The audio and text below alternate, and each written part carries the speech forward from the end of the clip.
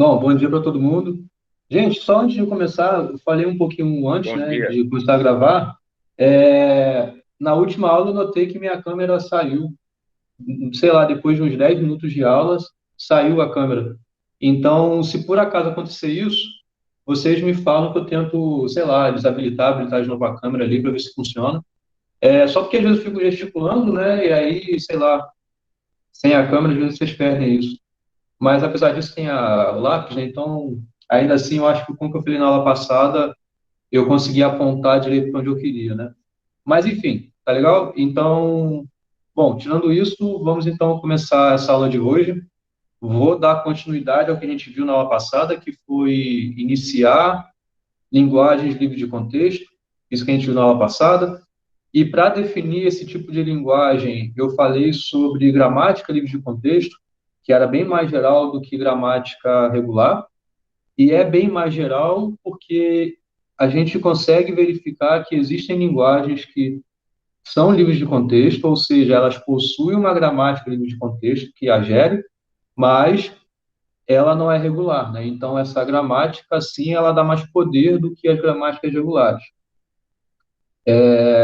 Com isso, né, a gente sabe, por exemplo, que linguagens que a gente mostra lá, que eu lembro do bombeamento, vão ser irregulares, mesmo assim admitem gramática livre de contexto para elas.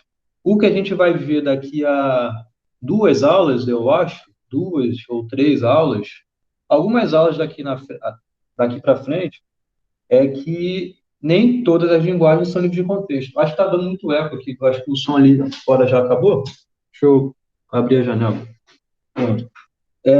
A gente vai ver também que existem linguagens que não são livres do contexto.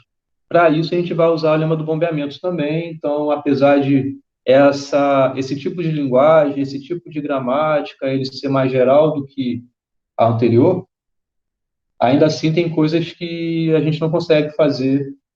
Existem linguagens que a gente não consegue reconhecer aqui, e existem linguagens que a gente não consegue gerar aqui. Isso é um assunto que a gente vai ver um pouco mais para frente. Mas ainda dentro desse mundo, né, das linguagens livres de contexto, eu vou apresentar primeiro essa forma normal de Chomsky e depois eu vou falar sobre o fechamento dessas linguagens, tá? A forma normal de Chomsky eu vou falar com mais detalhe, na verdade é um algoritmo só que eu vou explicar para vocês. Tem vários passo a passos, então a minha ideia é tentar falar o mais calmo possível, o mais devagar possível, e depois tem um exemplo que eu acho que vai ficar mais redondinho essa explicação. E depois, sobre o fechamento de linguagem de contexto, a gente vai ver que, para algumas operações que existem, se você pegar duas linguagens de contexto, aplicar essa operação ou essas operações, a linguagem resultante vai continuar sendo linguagem de contexto. Para conseguir fazer isso, na verdade, a gente utiliza as gramáticas, né? Então, se cada linguagem é livre de contexto, cada linguagem admite uma gramática que a gere. Então, a gente vai ser capaz de obter gramáticas para essas linguagens resultantes, ou seja, que vai gerar essa linguagem resultante aí. Mas, eu estou falando esse primeiro slide um pouco antecipando coisas que vão vir, não só na aula de hoje, mas no futuro. Mas outra coisa que a gente vai saber provar no futuro, principalmente quando estiver falando sobre lema do bombeamento para esse tipo de linguagem, é que algumas operações que são fechadas em gramáticas regulares, elas não são fechadas nas linguagens de contexto. Por exemplo, a interseção. Se você pegar duas linguagens de contexto, fizer a interseção delas, não necessariamente o resultante, né, a linguagem resultante, vai ser livre de contexto, tá? Bom, esse script aí é um pouco mais para o futuro que vai aparecer, mas entrando nesse assunto de hoje, primeiro sobre forma normal de Chomsky, para que ele serve? Na verdade, é uma simplificação das gramáticas livre de contexto, tá?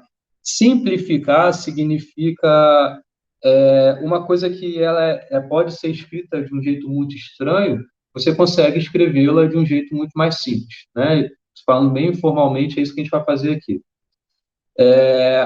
a utilidade disso é a gente conseguir trabalhar com gramática de um jeito mais padronizado, assim, em termos da própria gramática, né? Vocês lembram como a gente definiu uma gramática livre de contexto?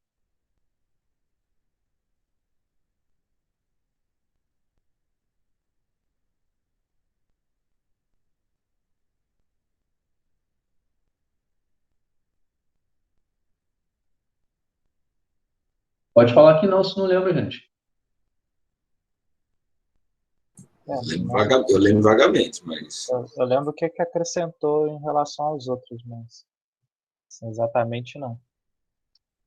Então, bom, falando um pouquinho mais do passado, né, algo que foi da matéria da P1, eu defini gramática regular, certo? Como se definia a gramática regular? Qual era a restrição que tinha que ter nas regras? É em relação às regras que a gente consegue restringir uma gramática ou generalizar a gramática. Concordam com isso?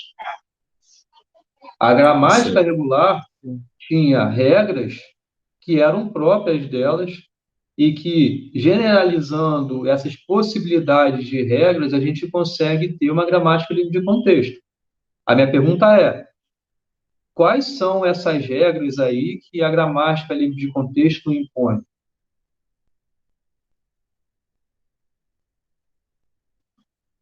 Bom, então, a gramática regular é o seguinte: ela tem que ter quais tipos de regras? Aquela do A, Y, A e Epsilon. Isso.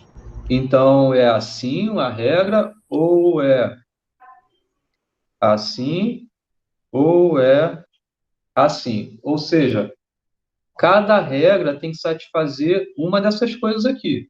O que são essas coisas aqui? Eu espero que esteja claro para vocês o que são isso, né? X pertence ao conjunto das variáveis, Y pertence ao conjunto das variáveis, A pertence ao conjunto dos terminais. Ok? Essa é a exigência que as gramáticas regulares têm que ter. Vocês concordam que isso é muito restrito? Muito restrito porque gramática, de um modo geral, você pode ter uma regra, isso não sendo especificamente uma gramática regular, mas uma gramática, você pode aplicar uma regra que seja um U indo para o V, e isso aqui ser super geral. É algo em que U mora no conjunto das variáveis, juntamente com os terminais e estrela disso. Isso é a mesma coisa para V. Gramática se define assim. Tanto U quanto V são caracteres, ou seja, são palavras, são sequências de caracteres, né? São palavras em que cada caractere ou é uma variável ou é um terminal, num tamanho arbitrário. Isso é o que o Estrela diz para a gente, tá? Isso é o que define uma gramática. Na verdade, é o que restringe, talvez até, né, a gente falando assim, uma gramática, tá? Então, isso aqui a gente restringe muito agora quando passa a falar com gramática regular, porque as regras têm que ser exatamente assim. Você não pode ter numa mesma gramática uma coisa que apareça aqui um A, Y, B, onde A e B são terminais, por exemplo. Não posso ter isso, tá? Não. Então tem que ser exatamente algo assim, ok? E agora em relação à gramática regular? Isso foi algo que a gente viu na aula passada. Agora o U tem que morar em V, né? Igual você fez ali. Ok, U, então eu vou usar letras aqui igual eu estou usando. tá. Aí o X vai Então, para V. X vai para V. O X mora em V. E o V mora em V união com T estrela. Isso, exatamente.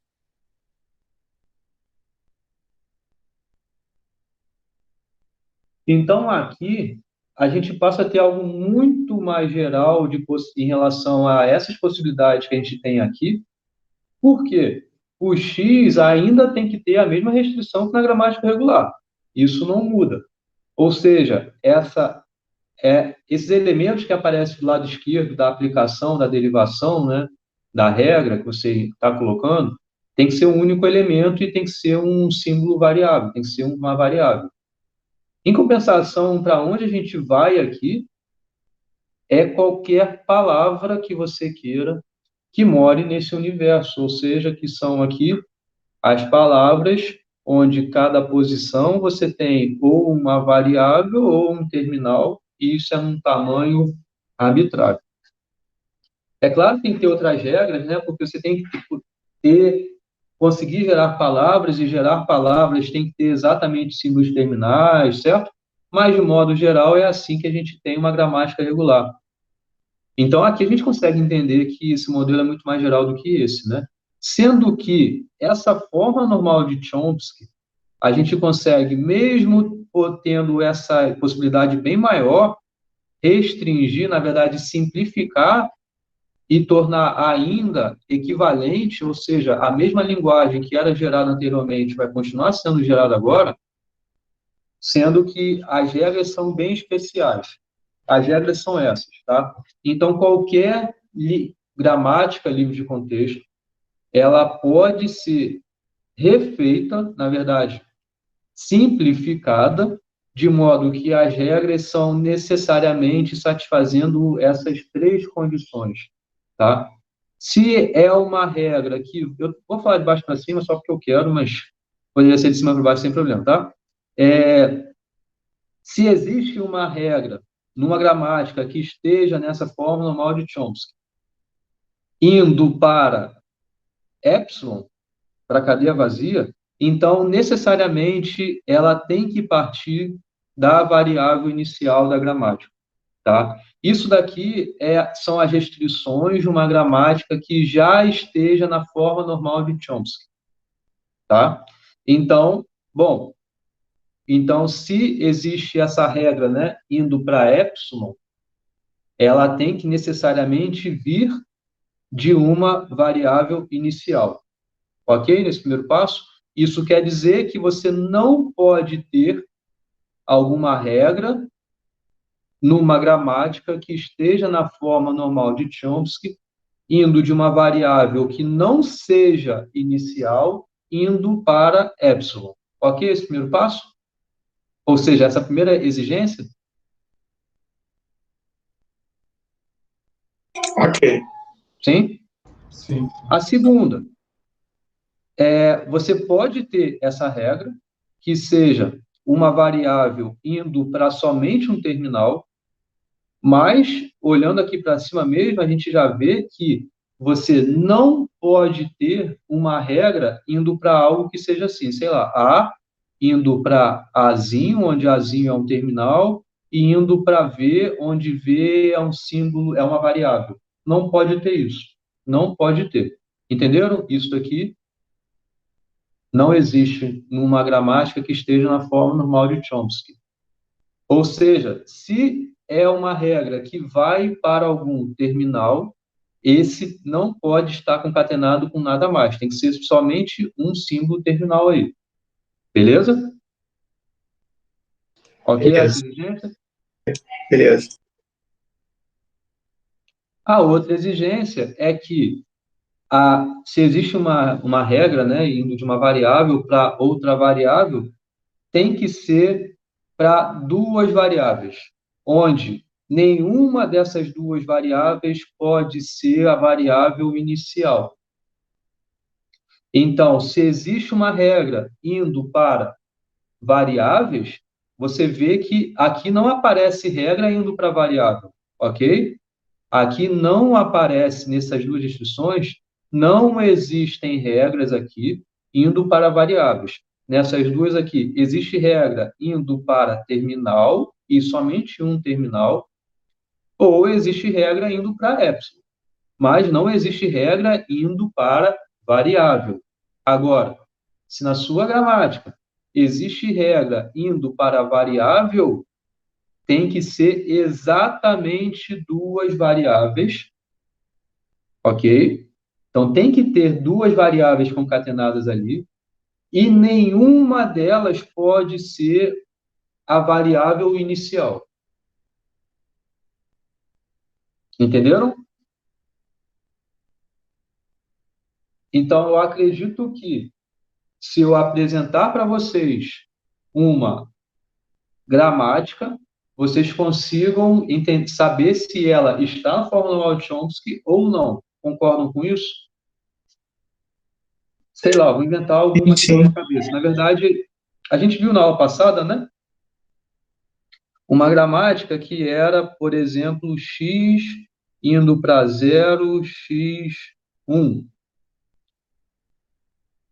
Ou indo para epsilon. Isso claro que aqui eu estou simplificando, não estou simplificando no sentido de não estou colocando quem é a variável inicial, quem são aí o conjunto das variáveis, o conjunto de terminais, aquela quadrupla que define uma gramática, né? Mas eu estou indo direto para as regras, porque, inclusive, com as regras você consegue saber quem são as variáveis, quem são os terminais, quem é, mais o quê? Variável, terminal, quem é a variável inicial, beleza? Quem é o alfabeto. Essas quatro coisas você consegue identificar olhando para essas regras aqui. Ok? Isso é uma gramática que a gente viu na aula passada. Lembram disso? Recapitulando isso, qual é a linguagem que ela está reconhecendo? Tem a mesma quantidade de zeros. Gerando, perdão. Tem a mesma quantidade de zeros e um. Não. Ter a mesma quantidade de 0 e 1, por exemplo, teria que ter palavras que sejam assim. Ah, sim, é. Certo? Tem a mesma quantidade de zeros e uns, estaria pertencente a ao seu exemplo aí de possível palavra, possível linguagem. É aquele 0N, 1N. Isso, pode falar direto disso, 0N e 1N. Beleza? Então, isso daqui, ele gera a linguagem 0N, 1N. Beleza? Também estou simplificando aqui. Mas beleza, né? Bom, ok, isso daqui é uma linguagem livre do contexto, não é? Você vê que aquilo que eu apaguei aqui, o que fazia definir uma gramática livre de contexto, essa gramática está satisfazendo. Concordam? Sim. Sim? É uma linguagem de contexto, a gente viu isso na aula passada até, né? É uma gramática livre do contexto, essa gramática. Ok. Mas ela está na fórmula normal de Chomsky? Não. Isso, não está. Tá? O meu primeiro objetivo aqui nem ser muito profundo, mas é só... Você consegue verificar que as regras não são satisfeitas aqui, acho que deveriam ser. Se fosse para terminal a regra, deveria ter só um terminal, mas tem dois terminais aqui, não pode. Se está indo para epsilon, ok. Tem que ser da variável inicial, e ok, o x é a variável inicial. Então, existe essa regra, que vai de x indo para epsilon. Ela existe. Isso está sendo satisfeito.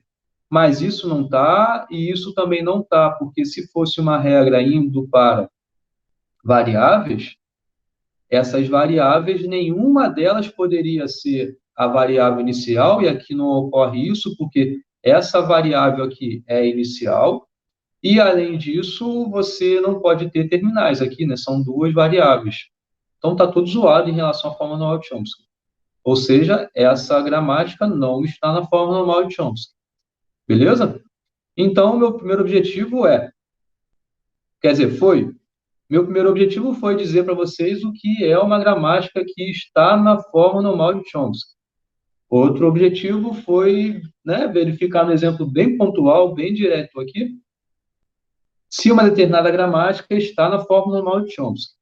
Agora, qual é o próximo objetivo? Qual vocês acham?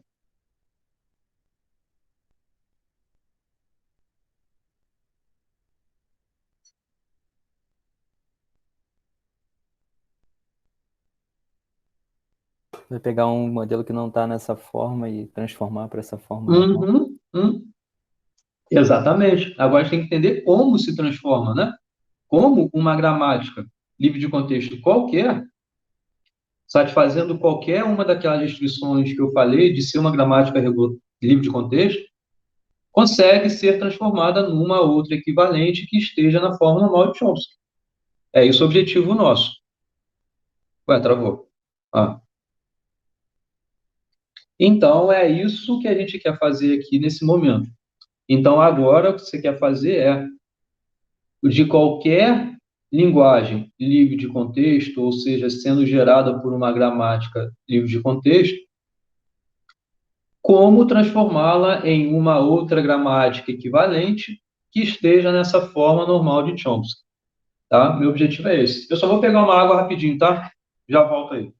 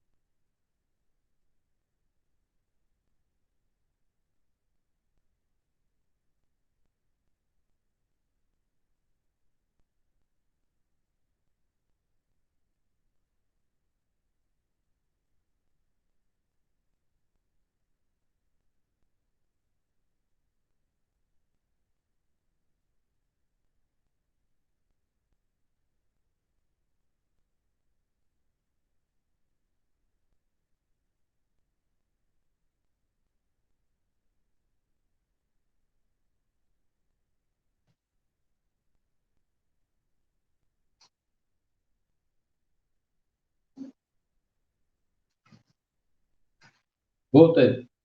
Bom, A então, câmera essa é saiu. uma... Oi, fala. Acho que a câmera desligou aí. Você Ah, tinha pedido para desligou? avisar? Bom, pelo menos para mim não tá aparecendo não. Não sei se pro restante. Não, para mim tá aparecendo. Pra mim Ah, Tá tá então normal não aqui aparecendo. estava também. falando, não. Ah, então é a minha conexão bacana aqui, então. Foi mal. Canto Tá. superior esquerdo está gravando, tá quadradinho vermelho. Não, é a câmera, minha câmera, que não estava... Então, Na aula passada eu não fiquei aparecendo, né? passou tu indo É, pegar um vou café, Só uma teve água. um momento que congelou, né? Mas agora tá normal pra mim, pelo menos. Ah, tá. Beleza. Mas avisa aí quando tiver, se estiver dando algum rolo, tá? Beleza. Valeu. Então, essa é uma demonstração que ela é bem construtiva,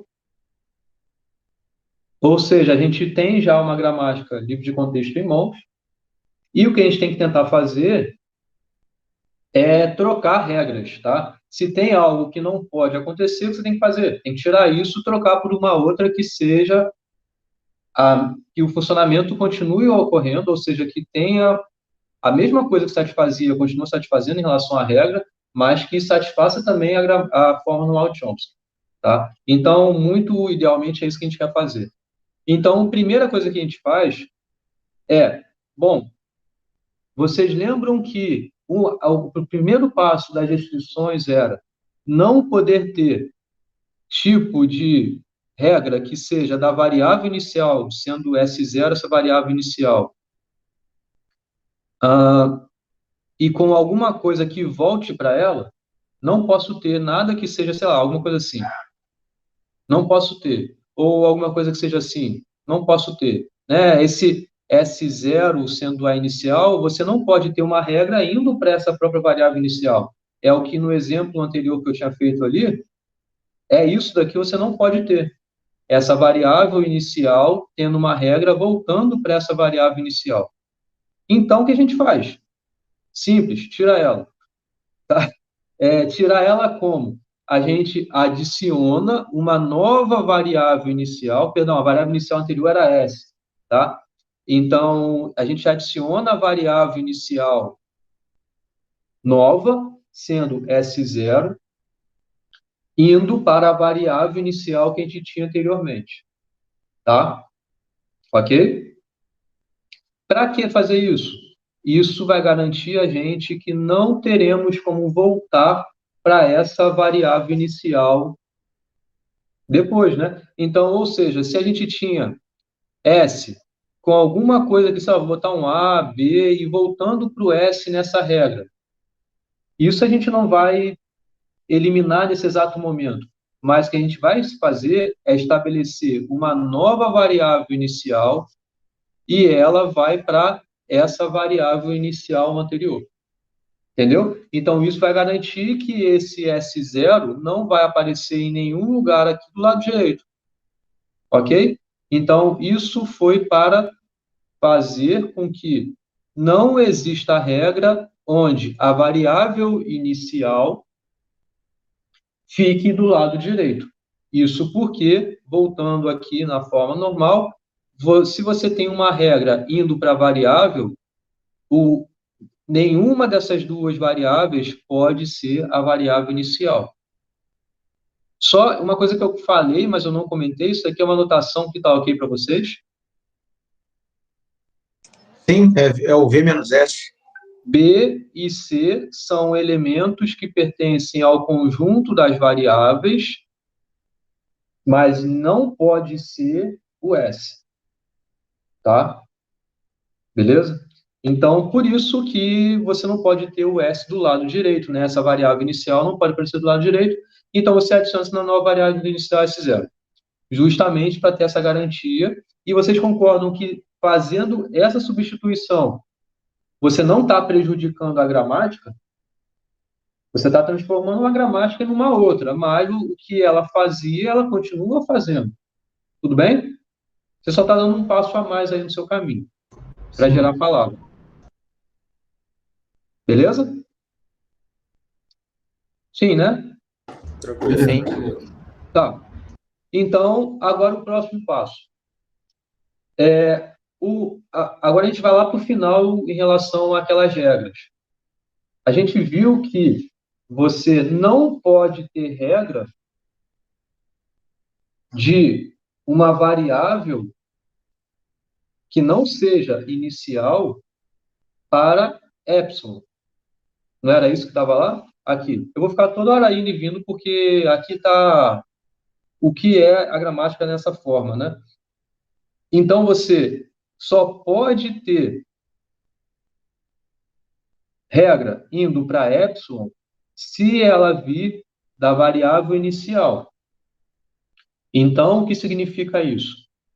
Se você tiver alguma regra que seja de uma variável que não é variável inicial, essa variável inicial anterior, né?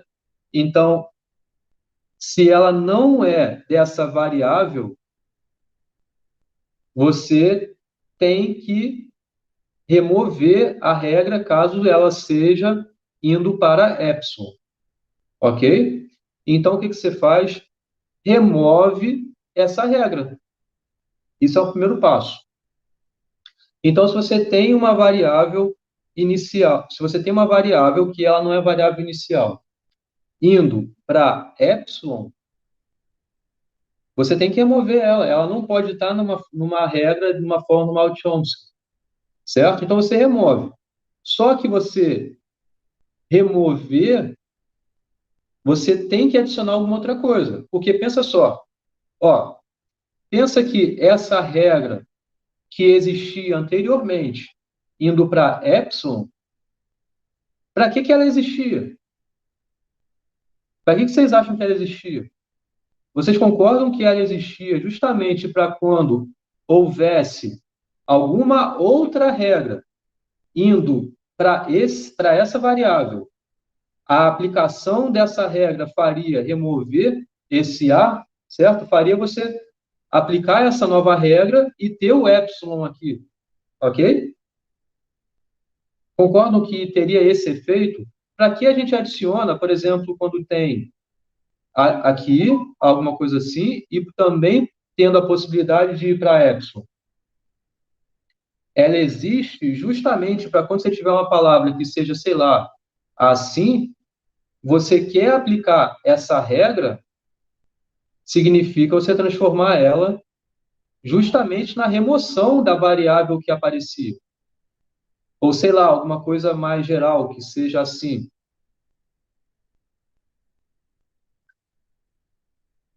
Indo para y. Aí em y você tem a regra indo para epsilon, tá? Então você ter, e y não é a variável inicial. Então você em y ter essa regra para epsilon significa que você dizer que a palavra 0, y1, ela pode ser, aliás, ela vai ser reescrita, né, aplicando essa regra aqui, assim. Ou seja, o que você está fazendo, você está removendo essa variável, né? Ok? Que o efeito de você ter tido a regra assim, de variável para epsilon, é justamente para você ter alguma aplicação dessa regra e você remover essa variável dali e substituir por nada, né? Substituir pelo epsilon. Entendem o porquê existe esse tipo de regra? Tá claro isso? Sim, sim. Ok? Então, o que a gente faz? A gente sabe que não pode ter alguma regra que seja de uma variável não inicial indo para epsilon. Então, a gente remove essa regra caso ela exista, caso ela exista. Mas não só isso, você tem que ver agora onde essa variável aparece do lado direito, em outras regras ali que existem na sua gramática. Para que olhar agora isso? Então, você primeiro removeu, tá, essa regra. Agora, você olha os lugares onde essa variável A aparece do lado direito. Aqui, por exemplo, ela aparece do lado direito. Para cada regra que ela apareça, outra regra, né? Ou seja, de uma outra variável indo para cá, para esse A. Para cada regra onde ela apareça, onde esse A apareça do lado direito, você adiciona uma nova regra que seja dessa variável vindo para cá. Vindo para cá significa você, entre aspas, ter aplicado essa regra em A com epsilon, porque o efeito dela é remover o A. Então, é justamente isso que a gente faz. E repara no seguinte, esse U e V não são terminais necessariamente, são cadeias, tá? São cadeias que moram aí nesse universo de V união T. Ok? O que eu falei? Sendo que só isso não basta. Você repara o seguinte, que não necessariamente esse A aparecendo em alguma outra regra do lado direito vai aparecer só uma vez. E se for algo assim? E se for algo assim? Concordam que você pode ter algo desse tipo? É justamente se o A ocorre numa regra mais de uma vez, dentro da mesma regra, então você tem que considerar todas as possíveis ocorrências de uma eventual aplicação anterior dessa regra A indo para epsilon. Ou seja, se, por exemplo, fosse algo assim, onde o A aparece do lado direito mais do que uma vez, por exemplo, aqui apareceu duas vezes, então você concorda que se era assim a regra, você não vai descartar essa regra, você vai adicionar, tá? Mas se houvesse essa regra ainda, o efeito seria você, por exemplo, aplicar o epsilon aqui nessa regra, que seria exatamente isso. Ou você poderia depois, em algum momento, ou nesse primeiro momento, inclusive, aplicar o epsilon nesse camarada daqui. Então, você poderia ter alguma coisa assim. Ok? Ou você poderia aplicar o epsilon tanto aqui e depois aplicar aqui necessariamente. Então, o efeito seria fazer isso.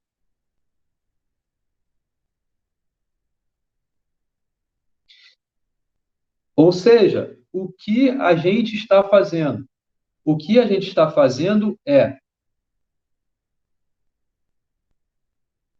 se essa variável A que ia para epsilon, ela não existe mais, a gente tem que conseguir simular o que seria essa variável A ir para epsilon nas outras regras.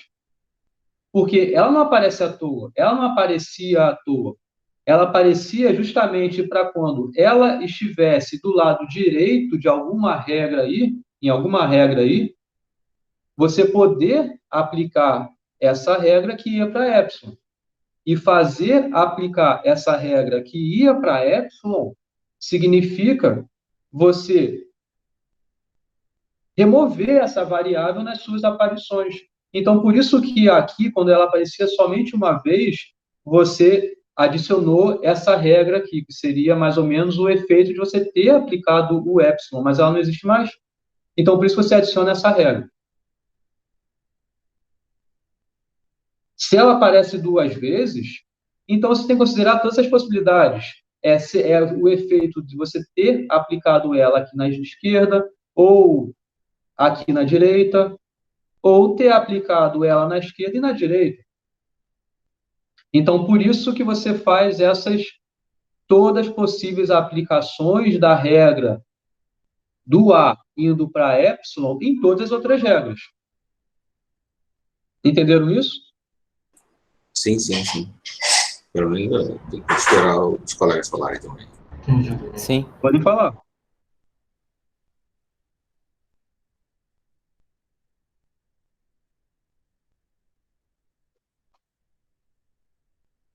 Bom, um caso que você tem que pensar é o seguinte: e se fosse uma regra assim? Porque você vê, ó, aqui esse U, V, W, aqui, ó, U, V, são elementos que moram no V união U estrela, né? Então, por exemplo, tanto U quanto V podem ser já o epsilon, né? Então, seria uma regra que existia assim: A ia para epsilon e R ia para A. Concordo? Poderia ser uma regra desse tipo. E eu estou mandando eliminar essa regra daqui. E como seria o efeito dela aqui, já que não existe mais essa regra? Só epsilon? Então, o efeito é justamente você ter que adicionar essa regra de R ir para epsilon. Então, se existe essa regra, então você adiciona agora essa regra de R ir para epsilon. Agora você pode falar, pô, mas você não acabou de eliminar uma regra que ia de uma variável que não era inicial para epsilon e agora você está adicionando? Sim, você faz isso. E o que você faz depois? Repete o mesmo processo. O que você faz agora? Tem que fazer exatamente igual você fez aqui, agora para cá. Remove isso daqui e você vê onde o R aparece do lado direito. E aí você considera esse mesmo tipo de abordagem aqui. Você só vai continuar repetindo ou adicionando somente quando essa regra não tenha sido removida anteriormente, né? Se você está colocando algo que já foi removido, você vai ficar num ciclo vicioso aí, né? Então você tem que prestar atenção se essa regra não já foi eliminada em algum momento anteriormente. Se ela já foi eliminada anteriormente, você não precisa dela. Basicamente é isso. Então você não vai adicionar essa regra, dado que ela já foi eliminada anteriormente. Tá? Então tem que ficar atento a esses detalhes. Vocês vão ver que realmente são vários detalhes que eu estou falando aqui. Eu estou tentando ser o mais coerente, o mais detalhado possível. Vocês podem me interromper se não estiver claro, que eu volto, não tem problema. Mas no exemplo, a gente vai fazer tudo isso daqui. Então, vai ficar bem redondinho lá no exemplo. Tá? Mas aí, tem algum comentário para fazer? Posso passar para o próximo? Professor, Sim, só rapidinho, Arnaldo, rapidinho. Tudo bem. Esses dois primeiros passos foram para quê? Só recapitulando antes de você comentar. O primeiro foi para evitar que variável inicial aparecesse do lado direito, certo? Variável inicial não pode aparecer aqui do lado direito. Então, foi para isso que a gente fez aquele primeiro passo. E o segundo passo foi para remover todas as regras que iam para epsilon, cuja variável não fosse a variável inicial. Fala, Arnaldo. Quando você criou esse S0 que vai para o S agora, esse seu S0 é a sua nova variável inicial, certo? Isso. Mas ele não precisaria ir para epsilon? A sua variável inicial não precisa ir para epsilon? Qual variável inicial? A nova ou a anterior? Não, porque quando você define a gramática livre de contexto, o S sempre vai para epsilon, não é? Não, ele pode. Não quer dizer que ele sempre vai. Ah, tá. Ele pode. Isso. Entendi. Tá? Então, beleza. Então, ele tem que as regras têm que satisfazer essas coisas. Aliás, uma dessas coisas, né? Entendi. Tá?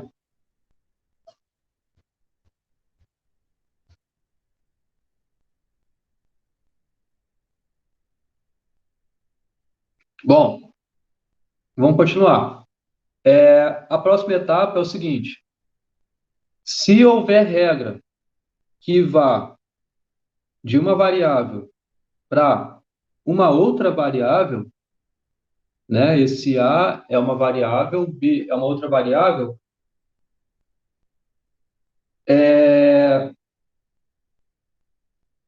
a gente viu que não pode ter. Concordam com isso?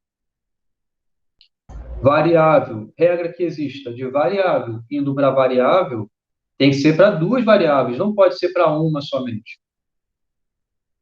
Ok? Então, caso haja regra indo de variável para uma outra variável, ou mesmo que seja a mesma variável, né? Mas que seja para uma única variável, uma variável indo para uma única variável, você não pode ter isso. Então, você elimina também. Então, você vê que essa transformação o que não pode ter, você elimina. E aí você tem que tratar para não perder a gramática. É algo que a gente vai ver agora em relação a esse tipo de regra. O que significa você ter uma regra que ia de A para B? Significa que, como isso daqui é uma variável, então ela existe aqui desse lado esquerdo, né, numa outra regra, indo para alguma coisa, né? Então, essa alguma coisa é esse U, onde esse U sei lá o que ele é. Na verdade, é qualquer coisa que mora nesse universo imenso aqui. Entenderam? Então, se tinha regra assim, você tem que usar outras cores, ó. Você tem que eliminar, ok? Mas você não pode deixar de tratar agora, né? Porque o que acontecia aqui era um efeito encadeado, né? Acontecia o seguinte: A você ia para B e B você ia para U, onde U é uma cadeia de caracteres aqui que são a cada posição uma variável ou um terminal. Isso é U, não é um único símbolo, é uma cadeia. E aí você vai tratar de acordo com o seu exemplo, com o que você estiver fazendo. Mas o que importa é B, ele só serve em relação a para poder vir para U. Então, você eliminando isso daqui, o que você tem que fazer? Você tem que adicionar essa regra, indo de A para U. Entenderam? Porque você tem que conseguir simular exatamente o que a gramática fazia. Você não pode simplesmente remover uma regra quando acabou. Você tem que continuar tendo esse processo em cadeia acontecendo. Sendo que você não tem mais esse B, então você vai direto para U, onde U era o que o B tinha de regra a sua chegada, né? Você conseguia ir de B para cá para U. Então você vai adicionar isso aqui agora de A indo para U. Entenderam? Ok? Ok, por mim, ok. Então, agora a gente tem que olhar as regras que possuam mais do que um caractere do lado direito. Aqui a gente eliminou regras que possuam exatamente uma variável do lado direito.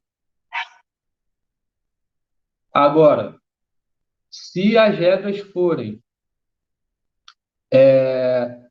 de uma variável indo para um terminal, não tem nada para fazer. Tudo bem? Isso, onde esse A aqui é um terminal. Concordam com isso? Quem obedece as regras lá de Chomsky. Oi? Quem obedece lá a regra de Chomsky. Obedece a regra, porque obedece a forma, porque se existe terminal, ele tem que aparecer sozinho, né?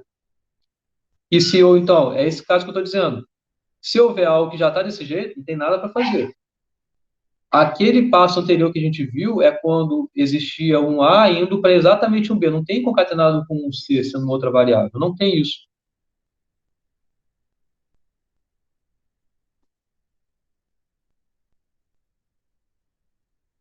O que falta a gente tratar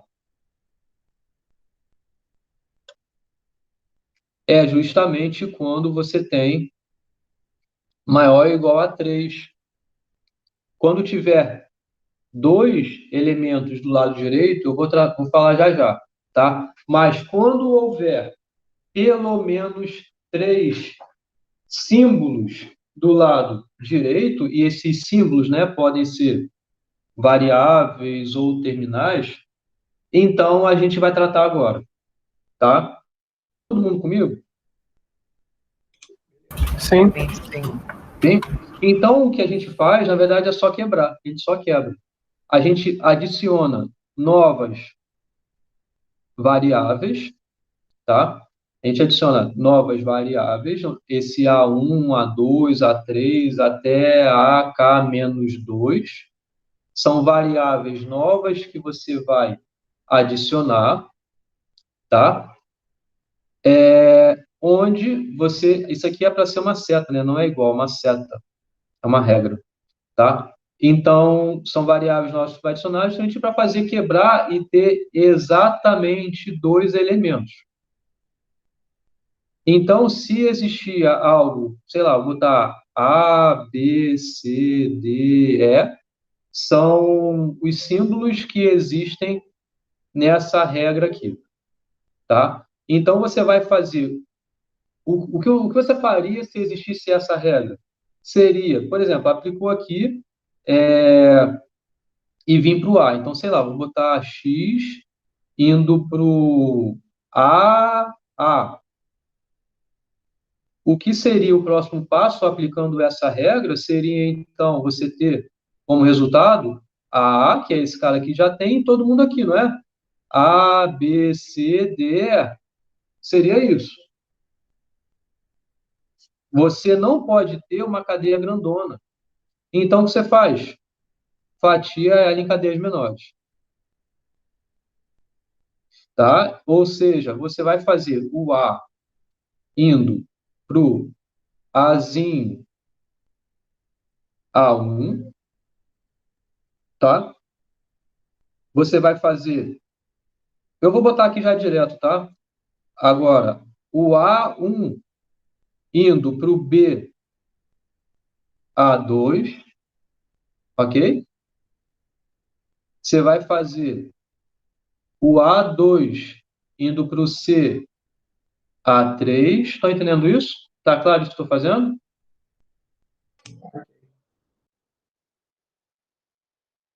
A4 e, finalmente,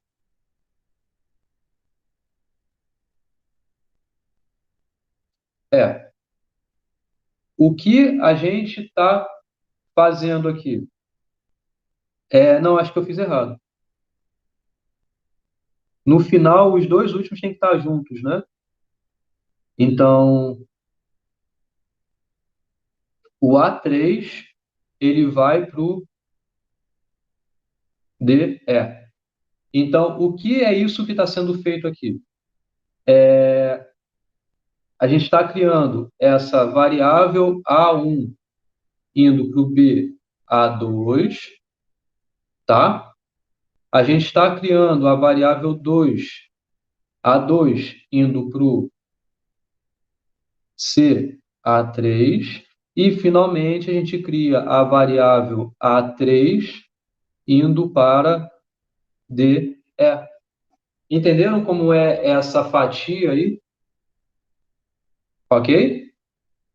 E aí, independente se essa A, se esse B, se esse C, se esse D são variáveis ou terminais. É isso que você vai fazer nesse momento. Qual é o efeito disso?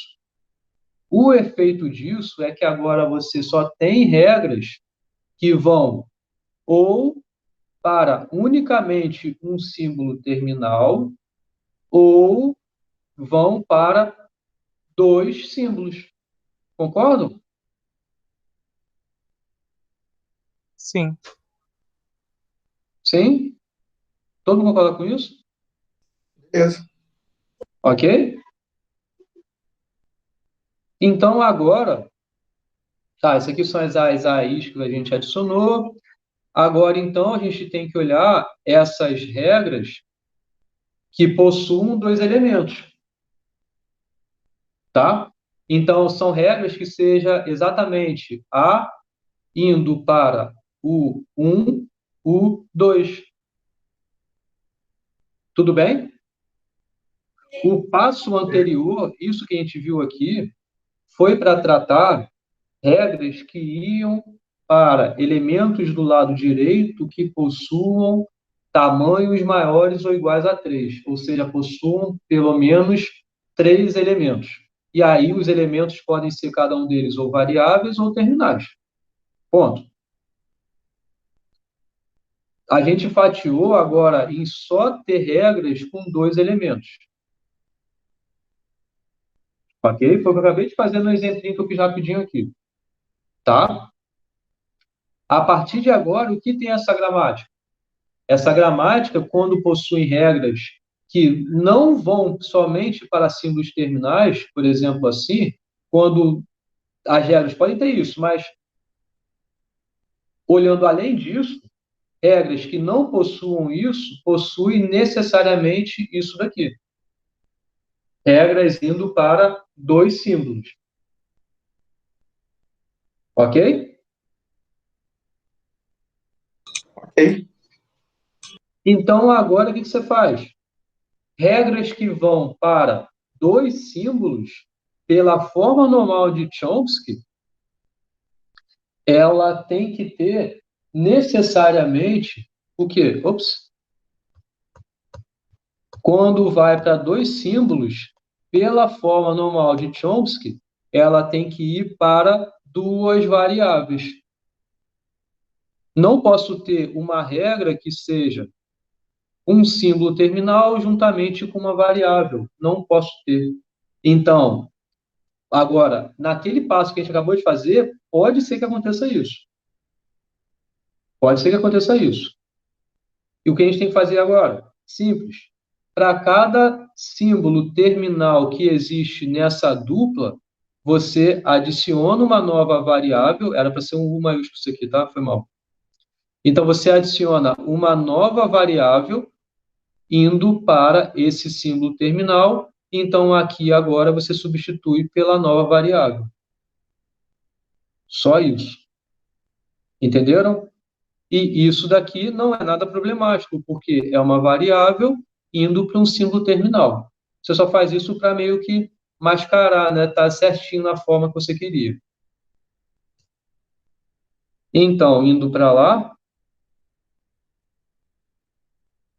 se existem dois símbolos, em cada regra onde um desses símbolos aqui, ou esse, é símbolo terminal, substituímos por uma nova regra, cada um deles, e adiciona essa regra, indo dessa variável que você adicionou, para o símbolo terminal que você tinha. Então, por exemplo, nesse caso aqui, ó, A3, D e E.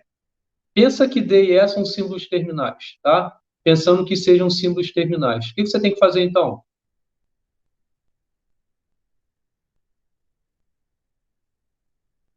Para cada um deles. Uma variável para o E, uma variável que leva direto para o E, né? Isso, você adiciona uma nova variável. Então, sei lá, vou usar o 1 indo para D, o 2 indo para E, e essa regra aqui você substitui, né, por uma regra que seja A3 indo para o 1, o 2. Só isso. Claro que aqui também, então você tem que adicionar uma nova variável, sei lá, vou chamar de U3 indo para B, então essa regra aqui não existe mais, o que vai existir é A1 indo para U3, A2, e a mesma coisa aqui, né? Então você adiciona uma nova regra, U4 indo para C, então aqui não vai existir mais, o que vai existir é A2 indo para U4, A3. Desculpa pela bagunça, mas estão entendendo? Sim? Sim. Beleza, então acabou. É isso a construção, na verdade, o algoritmo que converte qualquer gramática livre do contexto para uma outra equivalente que esteja na forma normal de Chomsky. Tá legal? Beleza, essa gramática que você construiu até aí, essa daí contém também a regular, né? Que aí só fazer um ajeitar também, que você constrói o AY ali. Isso. Se você tem uma gramática regular, se você quer transformar ela na forma normal de Chomsky, qual é a única coisa que você tem que fazer nela? Para pegar o AY e transformar o A num X, por exemplo, aí ficaria um XY. Ali na variável ali, que seria o AY, era o AY, o A e o Epsilon. Aí esse Azinho eu transformaria no Xão Y. Eu acho que você está falando isso aqui, né? Isso aí. Isso tem que ser feito porque na gramática regular você tem regras que são assim, onde A é terminal e Y não é terminal. Então, aqui você tem que criar, né?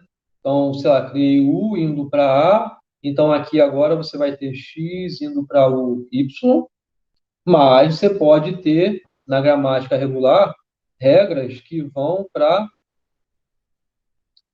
do símbolo inicial, perdão, vou usar S, né? Você pode ter regras que sejam assim, né? Sei lá. Então, você não pode se esquecer que no início de tudo você adiciona a nova regra. Aliás, isso, adiciona uma nova regra, mas adicionou uma nova variável, né? Adiciona uma nova variável, indo para a variável inicial que você tinha, é algo que você tem que fazer. E você tem que tomar cuidado, na verdade, você tem que analisar também, não é tão simples assim, regras que sejam indo para Epsilon. Tem que tomar cuidado com isso também. Ok? Beleza. Então tem que fazer também isso, que no caso que a gente viu remove essa regra e olha onde ela aparece do lado direito, né? E trata igualzinho a gente viu no slide anterior. Então tem, na verdade, quase todos os passos que a gente viu aqui também se aplicam nessa conversão quando a gramática já é regular. Beleza? Ok? No passo 3 ali, eu fiquei numa dúvida, se o B, né, eu estava pensando aqui agora, é que quando você deu exemplo, você botou o B indo para U, né, e aí esse U sendo uma regra só. Se o B tivesse duas regras, ele geraria duas coisas no A? Duas novas regras ali no A, duas substituições? Isso. Beleza. Isso aí. A gente vai ver isso agora. Isso vai aparecer aqui no exemplo agora, esses casos mais gerais, talvez, né? Sei lá. Enfim, tá? Então, essa é a gramática. Aliás, posso ir para o exemplo? Alguém tem algum comentário? Não, beleza. Tá. Bom, então, vamos lá. Essa é a gramática. De novo, igual o exemplo que eu fui riscando aqui, os exemplos que eu fui riscando, Não estou dizendo aqui explicitamente A4U, mas olhando as regras já dá para entender, né? O alfabeto é Azinho, Bzinho, as variáveis são A, B, S, a variável inicial é S, tá? Essa é a variável inicial. Mais o quê? Nada, né? Só isso, né? só isso. Eu falei tudo que tinha que falar. Bom, beleza. Então, primeiro, ela é uma gramática que está na forma normal de Chomsky, porque do lado esquerdo você... Não, perdão, ops, está na forma normal de Chomsky. Ela é uma gramática livre de contexto, porque do lado esquerdo só tem uma variável aparecendo ali, certo? E claramente ela não está na forma normal de Chomsky. Beleza?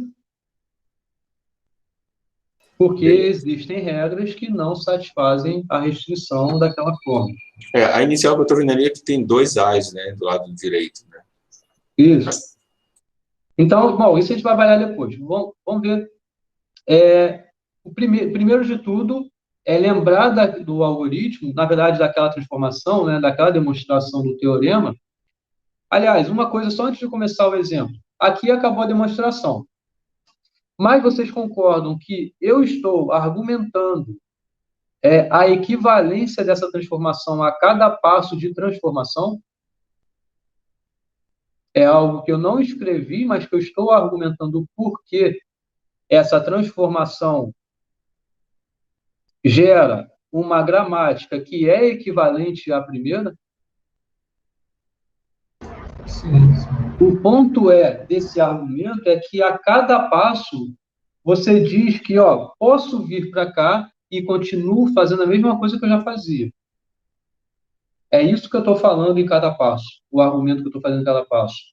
Posso continuar a avançar em um passo e eu garanto que nesse passo de transformação estou fazendo a mesma coisa que eu fazia, tá? Então, dado que isso está correto, vamos aplicar agora aqui no exemplo. O primeiro passo da demonstração foi acrescentar uma variável inicial nova, porque você não pode ter, na forma normal de Chomsky, variável inicial aparecendo do lado direito. Então, você simplesmente adiciona a nova variável inicial. Tá? Só isso. Isso é o primeiro passo. Tá? Ok com isso? Com isso, agora, você vê que S0 não aparece do lado direito.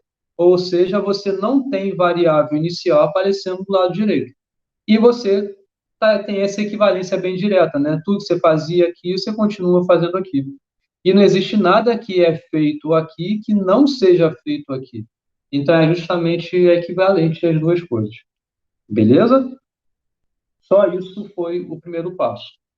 Agora, a gente tem que analisar lugares onde... Bom, aí você escolhe, né? Onde aparece o epsilon e não seja a variável inicial,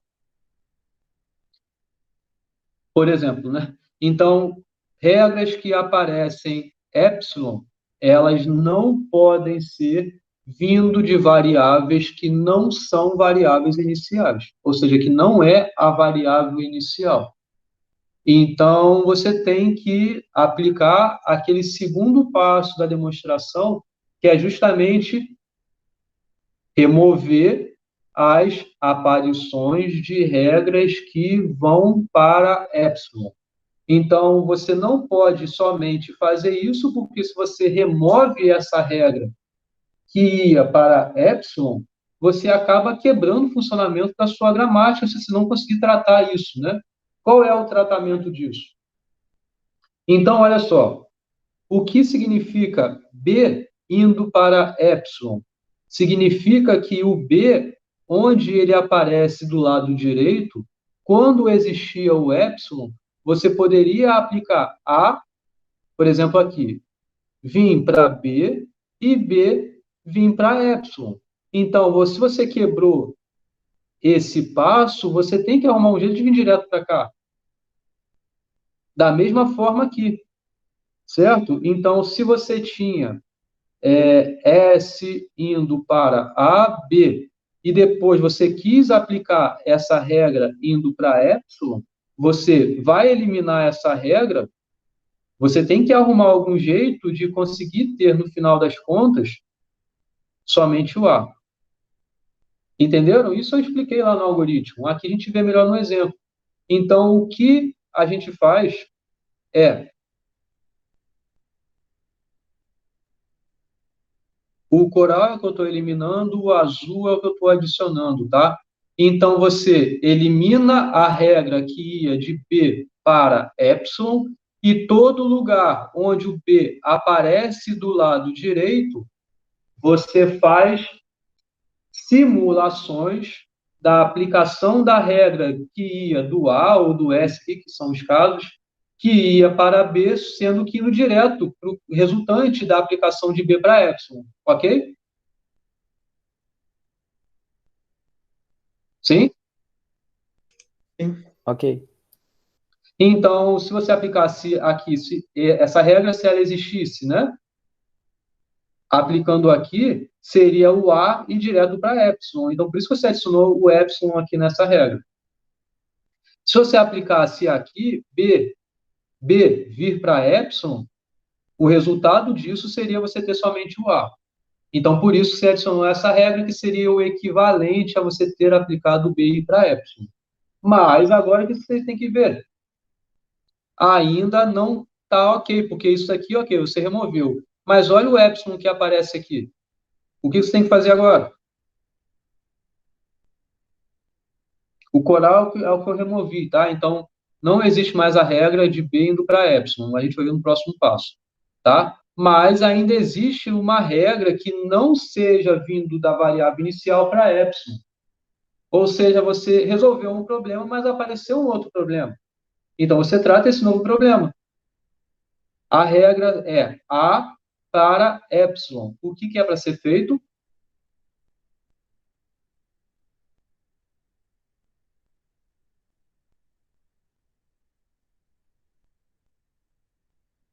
O que é para ser feito agora? Remover o epsilon de A, fazer substituições de onde aparece A, né? Para poder gerar novas regras. Exato, exatamente. Então, esse epsilon tem que zarpar, tem que ir embora, tem que sair. Mas você tem que ver onde agora o A aparece do lado direito. E adicionar regras associadas à aplicação de A indo para epsilon.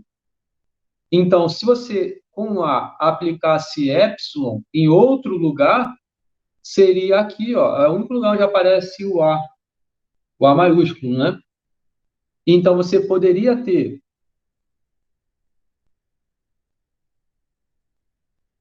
SA, certo? Ou você poderia ter AS, ou poderia ter só o S. Então, é isso que a gente tem que adicionar. O que a gente tem que adicionar não é essas regras pela remoção do A em todas as possíveis combinações aí, tá? Então, você ou remove o A da primeira aparição, ficou somente o SA. Ou remove o A somente da segunda aparição, fica AS. Ou aplicando essa regra duas vezes, né, aplicando o A, indo para epsilon duas vezes, o que você tem de resultado é somente o S. Então, por isso que você adiciona esse trio de regras aqui. Entendeu? É o efeito de ter existido essa regra de A para epsilon. Esse epsilon já saiu no passo anterior, né? Entenderam? Legal? Entendi. Sim. Ok? Então, só recapitulando, né? Coral que eu estou removendo no passo e azul é o que eu estou adicionando no passo. Então, nesse passo, eu removi o epsilon, adicionei essas outras regras que são as simulações dessa aplicação de S em A pelo A tendo feito o epsilon, né? Então, você está simulando sem ter o epsilon na sua gramática, tá? Agora acabou? Já está na forma normal de Chomsky? Não. Não tá. Então vamos ver o que a gente tem que fazer agora. Agora o seguinte, essa regra que você não pode ter é aquela em que você tenha uma variável indo para outra variável. Você não pode ter essa regra, assim como aqui você não pode ter essa regra, né? Então a gente tem que saber tratar isso. Ok? Beleza? Você não pode ter uma regra que seja uma variável indo para uma única outra variável. E nem a própria mesma variável. Beleza? Esse A indo para B, esse A indo para S, a gente também vai analisar isso depois. Mas começando aqui, tá? O que a gente tem que fazer? Remover as regras unitárias aí. Remover as regras. Então, a gente não pode somente remover as regras, certo? Mas a gente também tem que considerar a simulação da própria regra, a que existia, né? Então, a gente tinha S indo para S. Isso serve para quê? S voltar para o mesmo lugar, né? Se você quisesse aplicar S indo para S, faz algum sentido isso? Não. Não faz nenhum sentido. Ou você continua em S, aplicando a mesma regra, está gerando nada, ou você aplica alguma das outras regras. Então, qualquer regra que tenha S, ou A, B, qualquer outra que seja, né, qualquer variável que seja, indo para o mesmo lugar, não tendo nada concatenado aqui a ele, não faz o menor sentido. Então, foi simplesmente a remoção dele. A gente só remove, não tem nada para fazer. Não tem nada que simular aí. Não tem nada para adicionar, nenhuma regra para adicionar. Tá? Diferentemente dessa regra aqui. S0 indo para S, você tem que remover esse S, mas você tem que continuar fazendo o que o S fazia. Ok? Em outras palavras, você tinha o quê? S0 indo para S e S indo para alguma coisa que mora aqui dentro. Sei lá, vou querer aplicar ASA. É o que eu quero fazer. Por exemplo, se você remove esse caminho, você tem que pôr o caminho direto.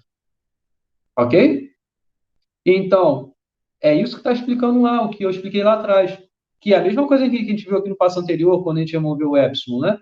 Tem que fazer essa simulação do que essa regra fazia. Então, por isso que a gente pega esse conjunto de regras e passa para cima, removendo a regra que ia para S. Já vai direto para onde você queria. Entenderam? Então, esse foi um tratamento inicial, onde a gente aplicou regras, onde a gente analisou, né, a gente avaliou as regras que iam de uma variável para uma única outra variável. Beleza? Não acabamos, mas começamos aí essa análise, eliminando esses S's aí em relação ao S e em relação ao S0. Ok? Sim? Ok. Ok. Só um comentário, uma pergunta assim, tá fácil, tá difícil, tá embolado? Como é que vocês estão achando? É trabalhoso, mas assim, seguindo as regrinhas, dá para ir, né? Tem que fazer com atenção. Não esquecer que a remoção gera um efeito, né? Então, esse efeito você tem que analisar. Que aqui, por exemplo, a remoção desse S faz perder o caminho que você teria para cá. Então, por isso que você adiciona esse caminho de direto, tá? Não acabamos. Assim como a gente tinha aqui o S indo para S, S0 indo para S, a gente tem outras coisas também estranhas, né? Por exemplo, o A indo para B aqui é algo que a gente não quer, tá? Então, o que a gente tem que fazer é a mesma coisa. Tem que remover essa regra e analisar o que seria o B aqui. O B teria que vir para cá, né? Então, existia aqui A para B e B vindo para Bzinho. Então, você tem que fazer isso aqui, tá? Então, com isso em mente, é isso que a gente vai fazer. Remove o B, a regra do A que ia para o B, e adiciona a regra para onde o B ia. Se o B fosse o Bzão, né? Se o Bzão fosse para o Bzinho, além disso fosse para o A, para o C, sei lá para onde fosse, você teria que adicionar tudo aqui, entendeu? Então, teria que adicionar indo para o A, adicionar indo para o C, entendeu? Teria que fazer todas essas regras que o B pode ir. Então, você tem que adicionar aqui no direto do A para essas regras onde o B iria, entendeu? Ok? Sim? Beleza. Tá, então vamos continuar agora, porque ainda tem coisa que a gente não quer, que é o A indo para o S. E, de novo, tem que fazer a mesma coisa. Remove essa regra, adiciona tudo onde o S pode ir. Então, é justamente essa conclusão que a gente chega nesse momento. Pela remoção do S, A indo para o S, você tem que pegar tudo onde o S pode ir e adicionar aqui. Entendeu? Então, o B é o que já existia, agora ASA, Azinho, Bzão, Azinho, SA, Szão é Azão, Szão. Então, esse é o que ocorre após essa transformação. Ok? Então, agora, o que a gente tem que olhar? Bom, já estou dizendo qual é a resposta aqui, mas, enfim, olhando do jeito que está, o que falta? Pergunta: o epsilon já aparece em lugar indevido? Quer dizer, ainda aparece em lugar indevido? O epsilon só deve aparecer aqui. Não aparece, não tem problema. Não aparece em outro lugar também, não tem problema. Outra coisa, você tem... Mas o que você tem que olhar? Você tem variáveis indo para uma única variável?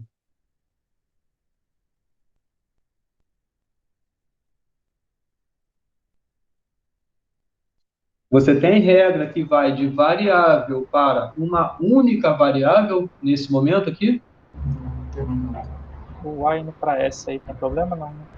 Não, ele já saiu. Eu acho removido. Ah, tá, porque ele tá de outra cor, né? Coral é que eu já removi nesse passo. Nesse passo significa isso já saiu e isso azul foi adicionado. Beleza, beleza. Só que eu não botei uma transição aqui com ele mais bonitinho, mas enfim, desse jeito aí, conforme está. Existe alguma regra de variável indo para somente uma única variável? Não. Isso foi o que a gente acabou de tratar. Nesse caso, a gente tratou, no caso anterior, a gente tratou, nos casos anteriores todos, na verdade, nos dois anteriores, que eu não vou ficar voltando, a gente também tratou isso. Que era do A indo para o B, do B indo para o A, sei lá o que tinha ali. A gente removeu essas possibilidades. O que tem de ruim agora, que ainda não está na forma normal de Chomsky? O ASA e o AB aí. Isso. Então, existem regras que possuam mais do que dois elementos. Além disso, existem regras que vão para símbolo terminal e variável. O que a gente tem que ter agora é fatiar, né? Quebrar. É aquele finalzinho do algoritmo lá da transformação. Então, quais são as rotulações não condizentes? As rotulações não condizentes são essas, ó. Isso daqui não está de acordo, isso daqui também não está de acordo. Então, isso daqui já está de acordo, né? e só, né? Agora, isso daqui já está de acordo também, mas repara que é igual, né?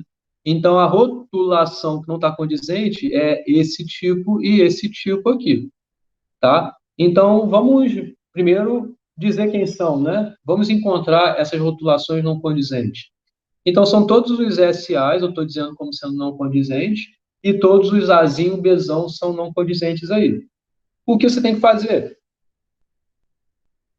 O que você tem que fazer agora? Uma vez que você encontrou,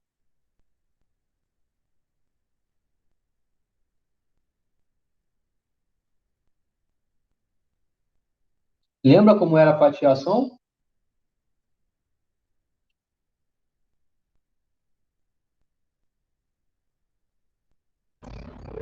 Já variável para cada símbolo e deu só até ele. Só que no caso, como já é duas variáveis ali, não dúvida. No caso do SA, né? Você falou meio baixo, picotou, mas eu acho que você está certo no que você falou. Isso aí. Você tem que criar novas rotulações somente onde for devido. Então, ó, esse SA, ele aparece aqui. Você pode substituir essa regra que existia, S0, indo para SA. Você pode substituir isso daqui, um S0 indo para o 1? Pode fazer isso? Não. Não. Porque aqui, fazendo essa transformação, você vai passar a ter uma regra indo de variável para uma outra única variável. Você não pode isso. Em compensação, aqui você tem que fazer isso. Então, se houvesse alguma regra desse tipo, igual tem aqui, aí sim, não tem problema, e na verdade é isso que você deve fazer. Então, você criou uma regra que seja esse 1, talvez aqui, ou sei lá qual a letra que eu usei, indo para esse pedaço, e aqui sim você faz essa transformação. Então, você chamei a 1 e U aqui, enfim. Mas pensando somente nesse primeiro passo, foi aqui, ó, isso daqui é devido fazer a troca. Aqui não. Então, você cria a regra, uma nova variável, indo dessa nova variável para esse pedacinho que já possui as duas variáveis aqui finais. Ok? Isso já vai ter resolvido o problema aqui. Uma outra coisa que tem que ser feito é se nesse par de regras, nesse par de símbolos que aparecem na regra, onde você já tem já um tamanho 2, você tem um símbolo terminal aparecendo. Quando tem símbolo terminal aparecendo, você adiciona uma nova variável com a regra dela indo justamente para o símbolo terminal. E já está na forma normal de Chomsky agora. Você vê que todas as regras do lado direito são ou somente símbolos terminais, aqui, por exemplo, aqui, aqui. Se são regras indo de variáveis para outras variáveis, tem que ser exatamente duas variáveis, então todas as outras regras satisfazem isso. E caso houvesse uma regra indo para epsilon, teria que ser necessariamente indo de S0, mas aqui nem entrou isso. Não foi necessário colocar essa regra aqui. Beleza? Isso daqui fecha. Então, a solução é justamente essa gramática super bonitinha. Você vê que ela está super bem organizadinha. Entendeu? E você vê como fica maior, né? A gramática inicial, aqui como era pequenininha, era isso. Disso daqui se transformou naquilo tudo lá que a gente concluiu. Mas está na forma normal de Chomsky e é equivalente àquela anterior. Beleza? Professor, Alguém quer falar? eu quero falar. Pode falar. Eu entendi que a gente fez a transformação, o algoritmo, óbvio que depois eu vou dar uma olhada mais a fundo, mas eu não entendi muito bem a motivação para a gente fazer isso. Então, A gente vai usar isso para transformar para alguma coisa? Como é que vai ser? Isso aí a gente entraria em outros assuntos. Que você ter uma gramática que esteja nessa forma, fica muito mais simples você avaliar a própria gramática em si. A motivação realmente para o nosso curso não é tão grande, Ah, tá. Não, tudo tá? bem. Na verdade, é para vocês aprenderem e verem como existe essa forma, que na verdade torna muito mais simples a sua análise da gramática em si. Além disso, eu até fui ver, porque eu estava na mente que a gente utilizava isso em alguma conversão que eu vou fazer no futuro, mas eu não encontrei. Não sei se foi questão de lista que eu coloquei, ou questão de avião, que aí tem uma aplicação dessa forma no Mal de Chomsky, sim, Não, tá bom, beleza. tá? Pode falar, Pedro. Luiz, só para confirmar, quando a gente apresenta para você essas regras, a gente não coloca dentro de um conjunto, tipo entre chaves, separado por vírgula, nada assim, não. Tipo, tá aqui, né? Aqui eu fui bem mais direto. Mas o correto seria ser um conjunto, que eu fiquei comparando com o anterior e fiquei nessa dúvida. Pois é. Para você apresentar uma descrição formal, teria que ter todos aqueles conjuntos, né? Você teria que pôr, o conjunto das regras são esses, aí teria que pôr entre chaves, a separação ser entre vírgulas, ter esse S0 aparecendo inúmeras vezes aqui, né? Mas aí eu fui bem mais direto e realmente não precisa pôr, não. Tá? Então teria que ter alguma coisa assim, né? E aí você ter uma escrita muito maior, mas para algo que tenha mesmo papel disso daqui. Então, estou sendo muito mais direto, eu entendo que o conhecimento vocês sabem, uma vez que vocês escrevem desse jeito, e passar para cá é só aumentaria o tempo e de modo necessário, entendeu? Beleza, obrigado. E também outra, né, com isso aqui, igual eu estava falando no início, eu digo ser suficiente porque com isso a gente consegue identificar o alfabeto, as regras, as variáveis, mas o quê? O alfabeto, as regras, Variável inicial. variável inicial. Eu sempre esqueço de falar variável inicial, né? É isso, tá? E geralmente, né, a variável inicial sempre é a primeira, né? Tem lugar que você vê, geralmente eles põem assim, ó, para indicar que a variável inicial é o S0, tá? Pode pôr também, mas É isso eu ia te perguntar, professor. A variável, quando está com, por exemplo, não no caso S0 aí, mas quando está com S, a letra S é reservada para ela? não precisa ser. Não, Não precisa ser, tá bem. tá? É natural a gente pôr o S como inicial, mas não precisa ser, não. Então, vou dizer que é reservado, não, tá? Beleza? Então, tá. Beleza. Isso foi, na verdade, o principal do conteúdo da aula de hoje. Agora, pô, é uma parte que é super tranquila. Vou falar sobre fechamento, poderia até deixar para a próxima aula, mas, enfim, a gente tem tempo e é super rápido e é super de acordo com o que a gente viu na aula passada, quando eu estava construindo as gramáticas com vocês, tá? Eu não, aqui tem um exercício, um exemplo, eu vou recomendar que vocês façam e na próxima aula vocês comentam se fizeram e como foi fazer, tá? Só antes de falar do exercício, eu vou dizer como é que a gente obtém, né? Então, as propriedades de fechamento em LLC, elas valem para união, tá? Então, qual é a estratégia aqui? Tá? Isso daqui já passou, tá? A fórmula de Chomsky é algo que não vai ser aplicado aqui nesse fechamento, é um outro assunto da aula, né? Então, uma vez que vocês já entenderam isso daqui, eu vou avançar o assunto, beleza?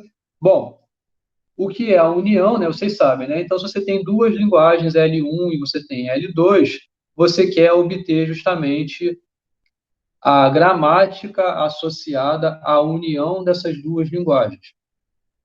Gramática livre de contexto, porque ambas as linguagens são linguagens livres de contexto, e se elas são linguagens livres de contexto, então elas possuem gramática livre de contexto. Tá legal? Então, baseado nas gramáticas livres de contexto para cada uma delas, o que a gente quer fazer é obter a gramática associada à união dessas duas linguagens. Bom, isso a gente viu, né, na aula passada. Vocês lembram que no finalzinho da aula a gente falou sobre união? Era um exemplo, inclusive, para mostrar que ela era inerentemente ambígua. Lembram disso?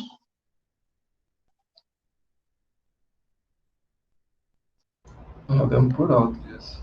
Sim, Não que um lembra? é uma característica da gramática, aí o outro é característica da linguagem. Eu lembro que tinha uma questão dessa, né? Isso. Então, na verdade, bom, abrindo parênteses aqui, né, sobre esse exemplo que eu falei. Tá bom, Carlos, pode ir lá. Depois você assiste.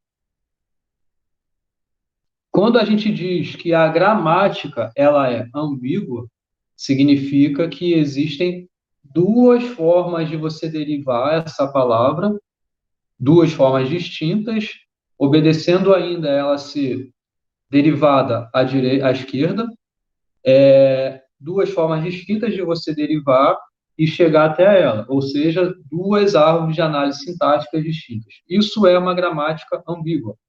Por exemplo, a gente viu na última aula um exemplo de uma gramática ambígua, porque existia uma expressão que era algo assim, A mais B vezes C, ela poderia ser obtida de duas formas distintas. Aqui lá eu usei num, né? Num mais num vezes num. Existia duas formas de você chegar a essa conclusão, formas distintas, então o resultado seria distinto. Você fazendo o percurso pela árvore de análise sintática, a colheita que vai da esquerda para a direita. Tá, isso é sobre gramática. Gramática, a gente diz ela ser ambígua ou não ambígua. Uma outra coisa em relação à linguagem associada às gramáticas.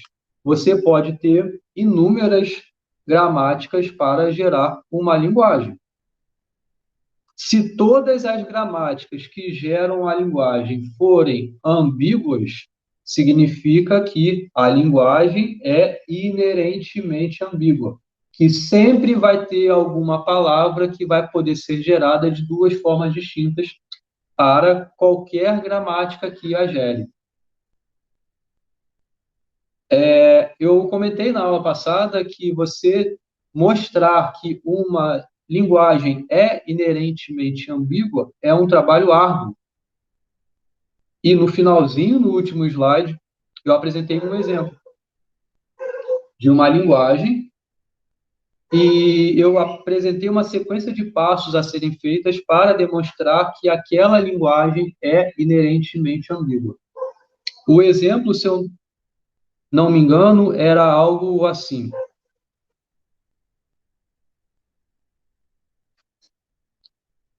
AN, BN, CM, DM para N e M maiores ou iguais a zero.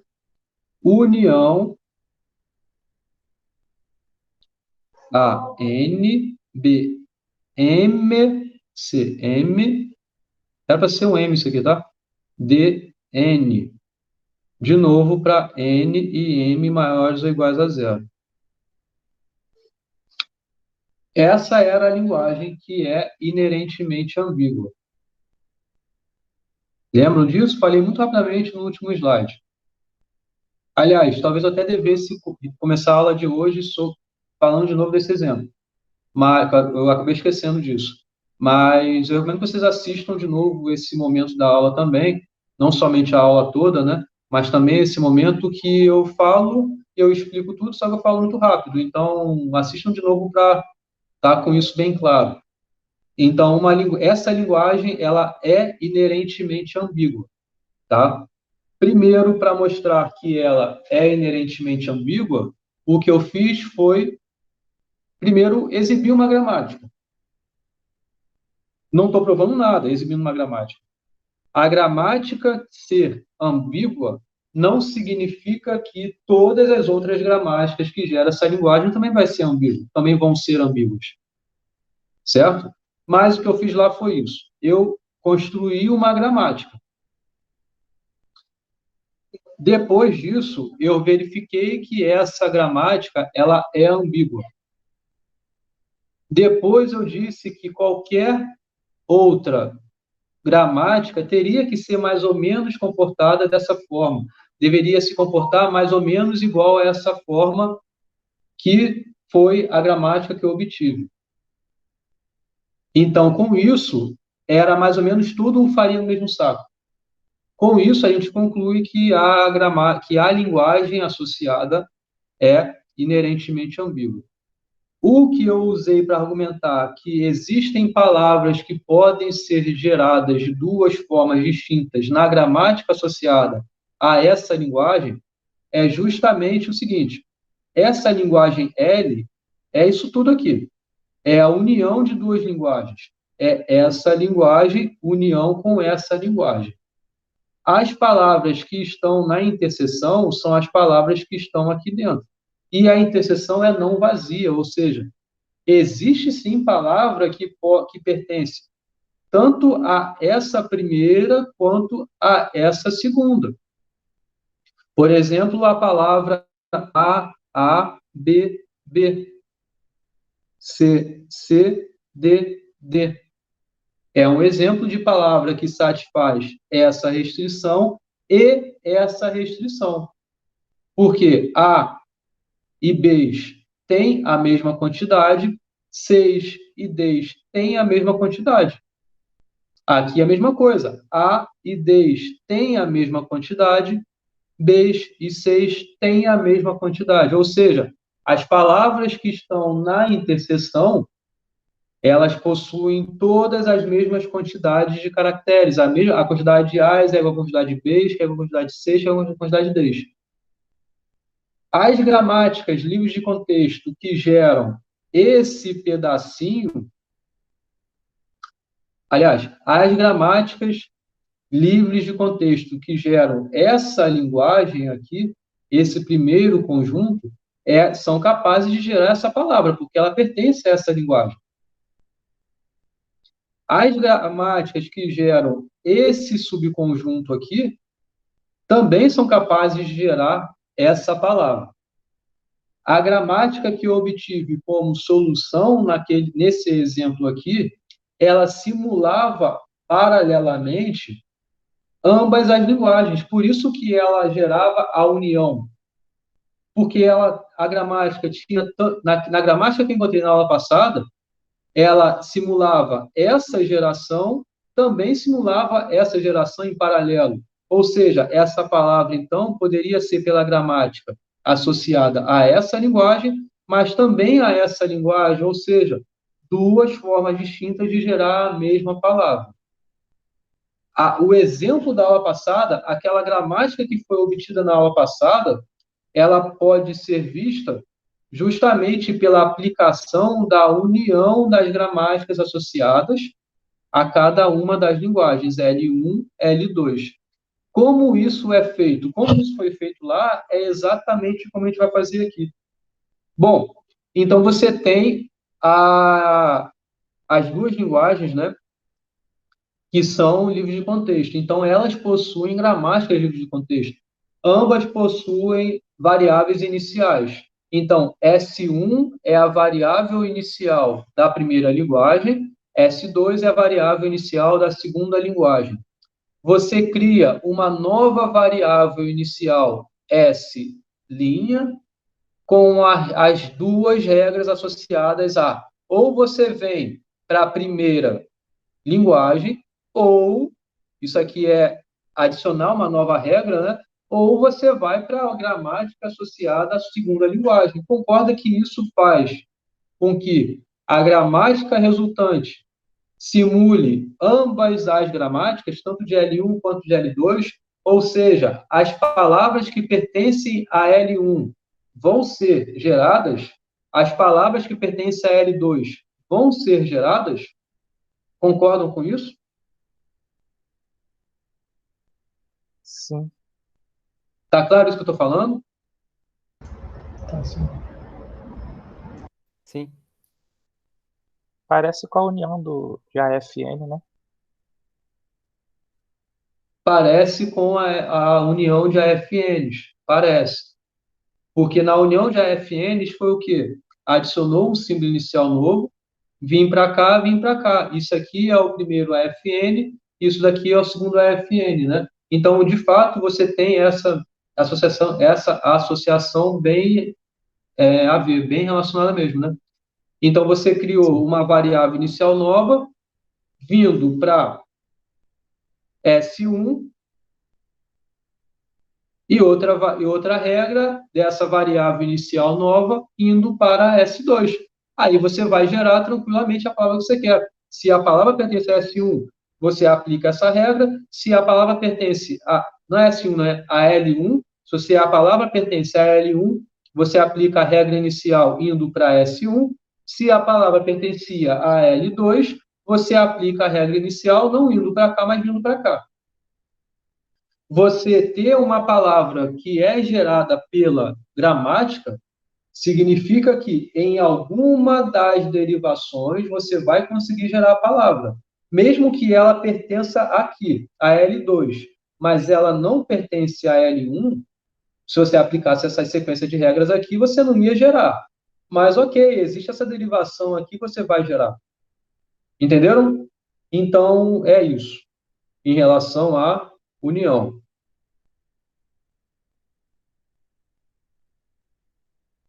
Tá? Em relação à próxima operação, é de concatenação. A gente também viu exemplos disso na aula passada. Inclusive, para gerar a linguagem, essa que eu acabei de apagar aqui, a ANBNCNDN, a gente enxergou a sua construção usando concatenação. Vocês lembram o que a gente fez? Foi algo que eu chamei bastante atenção na última aula, que é o seguinte: se você tem uma linguagem, tá, que você vê que ela é o resultado de concatenações de pedacinhos pequenos, você sabe as gramáticas para elas, então, isso aqui é para ser M, desculpa. Se você sabe tratar pontualmente esses pedacinhos, você junta as regras e gera a sua gramática. Lá na aula passada eu comentei sobre isso. A gente sabia gerar gramática para esse pedacinho e sabia também para esse pedacinho. Então, o que a gente faz? Adiciona uma nova variável inicial, fazendo ela apontar para a concatenação das duas variáveis iniciais que você tinha para cada uma das duas regras, para cada uma das duas gramáticas. Entenderam? Então, você tinha S1, que era a gramática associada a L1. Você tinha S2, que era a variável inicial associada a L2. Você aplicar S1, S2 significa o quê? Se você quer concatenar as duas linguagens nessa ordem L1 com L2, você tem que gerar a palavra de L1 e depois tem que gerar a palavra de L2. Você gera a palavra de L1 começando com S1, aplicando todas as regras que você tinha em relação a S1, a essa gramática associada a L1. O S2 também vai ter que gerar as palavras aqui que pertencem a L2. E aqui são as regras que existem na gramática associada a L2. Entenderam? Na aula passada a gente viu um exemplo assim também.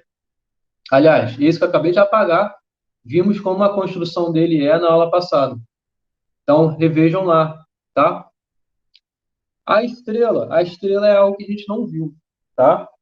Mas, o que é estrela? O que significa, por exemplo, A, B, estrela disso? Significa você ter, sei lá, A, B, e depois você concatena o mesmo AB de novo, né? A, B, depois você concatena o mesmo AB de novo, A, B, assim até onde você quiser. Em algum momento você tem que parar. Beleza, Raimundo, pode ir lá. Já estou no finalzinho aqui. E essa é a última coisa, tá? Mas concordam que é isso que significa fazer a estrela? É você conseguir gerar uma palavra e fazer com que qualquer outra palavra da linguagem se repita ali de novo. Ok? detalhe também de remover, né, do Epson. Oi? Tem um detalhe de remover também, né? Do Epson também ser aceito. Também tem que cuidar disso, porque você pode também fazer o epsilon, né? Então, olha como isso é simulado aqui de modo bem direto. Adiciona uma nova variável inicial que aponta para a variável inicial que você tinha concatenado a essa nova variável inicial que você criou. Isso vai fazer com que... alguém falou que tem que sair também, né? Tá bom, tranquilo. Isso faz com que você repita o procedimento novamente em gerou a palavra que pertence à linguagem, né? A estrela é somente de uma linguagem, né? Então, gerou a palavra que pertence à linguagem, concatenou de novo a própria linguagem, ou seja, a própria gramática daquelas regras ali.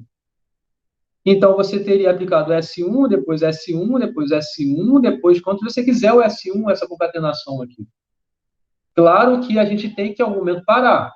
Então, você adiciona também nessas novas regras que você criou, não somente, aqui é para ser S1, né? S' vindo para S1 concatenado a S, mas também com a possibilidade de S' ser concatenado a epsilon, que em estrela, o epsilon pertence àquela linguagem, à estrela da linguagem, e que também você pode aplicar essa sucessão de regras inúmeras vezes, mas tem que parar em algum momento. Então, você aplicou o epsilon ali. Simples assim. Beleza? Então, isso fecha, na verdade, os fechamentos que a gente conhece de LLC, e o que a gente vê é que LLC não tem fechamento para complemento, diferença e interseção de linguagens. Isso é algo que a gente vai ver na aula sobre lema do bombeamento, tá? Aí, com isso, a gente consegue verificar que o fechamento não ocorre.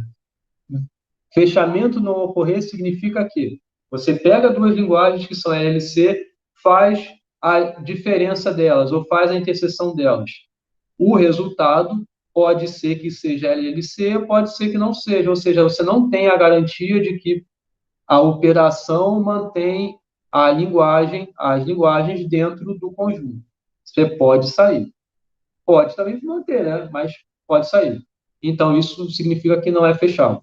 Tá? Bom, então a gente vai ver sobre na aula do lema do bombeamento, justamente para a gente ser capaz de argumentar o que faz uma linguagem não ser livre de contexto. Significa ela não satisfazer o lema do bombeamento agora aplicado para esse tipo de linguagem. Igual eu falei sobre linguagens regulares, o lema do bombeamento a gente utilizou lá, mas vai se aplicar aqui também. Então, a gente vai ver também nessa aula correspondente. Tá? Então, como exercício, eu peço que vocês façam isso daqui. Só isso. Tá? Tem essas duas linguagens. A primeira, linguagem dos palíndromos. A segunda, a linguagem 0N, 1N. Pode considerar palíndromo no alfabeto 0 e 1 também. Então, obter gramática que faça essas coisas aqui. Tá? Claro que isso tudo eu acabei de falar aqui nesse slide, é só aplicar nos exemplos. E as gramáticas correspondentes a L1 e a L2 a gente viu na aula passada também, né? Não é nada muito difícil de se obter de novo também, mas só olhar lá, tá? E aplicar e ver que de fato isso está funcionando, né? Não é só fazer por fazer, mas é verificar que está fazendo sentido isso tudo. Tá legal? Então, é isso. A aula de hoje. Ok. Gostaram? Sim. Legal. Obrigado, Luiz. Beleza? Bom, uma Beleza. pergunta, alguma coisa? Ô, Luiz, no palíndromo ali eu posso considerar 0N, por exemplo, você falou no alfabeto 0 e 1, né? Isso. Que essa palavra aqui, na verdade, essa L2 também já é uma palavra palíndromo. Ah, não, né? Não, porque aqui eu tenho. Não. O 0, eu pensei assim: 0N, 1, M e 0N. Posso considerar essa? 0N, 1N. 0... isso é uma palavra que pertence a L1, mas ela não pertence a L2. Então, Bom, aí você vai fazer de então, acordo, né? então, a palavra palíndroma, eu posso considerar essa para fazer, por exemplo, 0N, 1M Não. e 0N? Não, isso é um subconjunto de L1. L1 tem que gerar, a gramática associada a L1 tem que gerar todas as palavras que são palíndromas no alfabeto 01. Então, eu teria que fazer diferente, né? Eu teria que colocar Por exemplo, essa palavra aqui, 01, 00, 10, é um palíndromo. Então, ela pertence a L1. Essa que você falou também satisfaz, mas tem várias outras. Na aula passada a gente viu a gramática que gera isso. Não, quando você falou L1, para mim eu podia pegar qualquer, então eu tenho que pegar um que gere todos os palíndromos, então. Isso. Ah, tá, não pensei que Se você pudesse... pegar só um subconjunto, não está gerando palíndromo. Está gerando algumas que são palíndromas, mas não está gerando todas. Tá. Entendeu?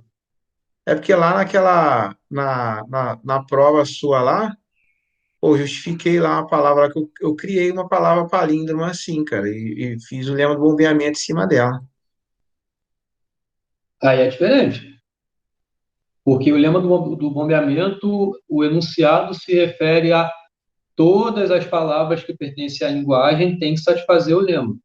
Para você verificar que o lema não é verdadeiro para ela, existe alguma palavra que não satisfaz o lema. Então tá certo. Então, por isso você pegou uma palavra, claro que não é uma palavra pontual, né, porque tem aquele que na história, então você tem que prestar atenção naquilo, mas pegou uma palavra que em todas as decomposições daria... Não, beleza. Não, tá tudo tranquilo. Legal? Beleza. Beleza, gente? Algum comentário? Mais Beleza. um comentário? Não? Não, tranquilo. Posso encerrar? Vou cortar o cabelo agora. Tá grande pra caramba. Aliás, minha mãe vai cortar. Bom, beleza? Beleza. Então, vou Beleza, pegar. obrigado. Tchau, gente. Bom final de semana. Até terça, né? Até terça. Até. Falou. Valeu. Valeu.